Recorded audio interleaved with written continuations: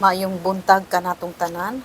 Mao kini ang pinakabagong update sa panahon diri sa Dakbayan ug lalawigan sa Surigao del Norte, Siargao Island ug Dinagat Province nga gi-issue karong buntag Pebrero 20, 2024. Sa pagkakaron, padayong gihapon ang easterlies o mainiton nga hangin nga gikan sa Pasipiko nga makaapekto sa silangan bahin sa atong nasod.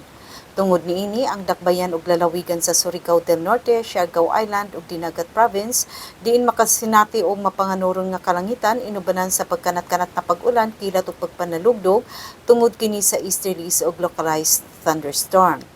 Hinay ngadto sa kasarangan nga hangin ang mahuyop gikan sa silangan ngadto na sa amyan ng silangan direksyon ang mupo sa labi sa atong dapit o hapsay ngadto sa kasarangan ang mga balod sa kadagatan nga adunay sukod sa wave height nga 0.6 meter ngadto na sa 2.5 meter. Ang sukod sa temperatura diri sa dakbayan ug lalawigan sa Surigao del Norte gikan sa 23.5 ngadto na sa 31 antas sentigrado. O ang dagat na mutaog karong gabi sa alas 7:33 nga adunay sukod nga 1.0 meter ug ninghunas kaganihang kaadlawon sa alas 4:27 nga adunay sukod nga negative 0.2 meter. Og wala tay gale warning nga giisa diri sa Mindanao.